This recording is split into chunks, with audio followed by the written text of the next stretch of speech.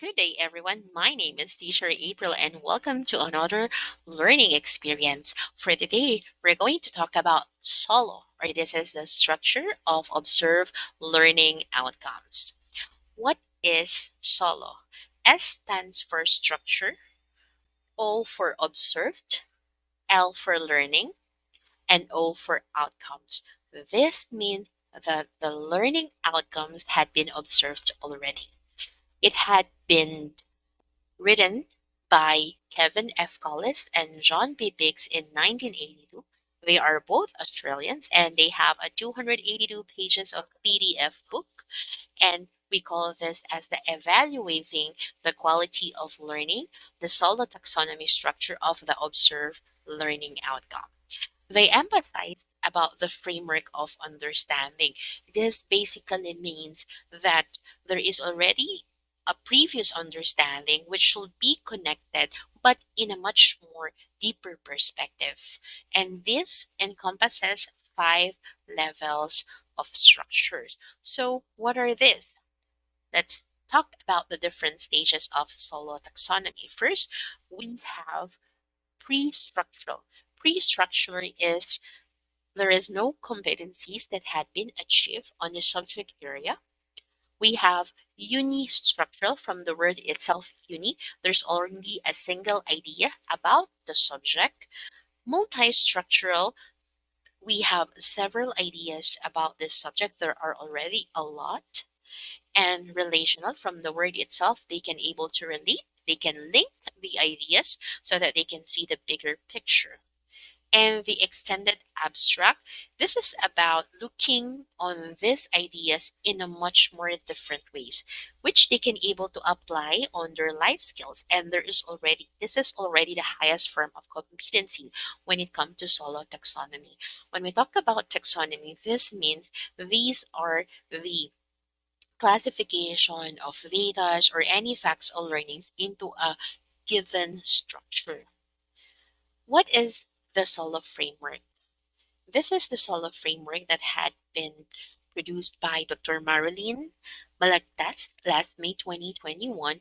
We can say that on the unistructural level, there's already a surface level of learning wherein there is already an evolution of learning where there is already one idea that the students can able to recall and reproduce. While in the multi-structural level, they are already developing because there are a lot of ideas which are some of the basic skills and concepts. A level of deep learning will be achieved for relational and extended abstract, wherein in the relational level, students are already secured because this is about linking and relating ideas for critical thinking and for their reasoning. And the excellency will be on the extended abstract, wherein there is already a know-how and application of ideas. Where are we going to use solo? First, we have to use this during our test construction for our periodical tests for public school teachers.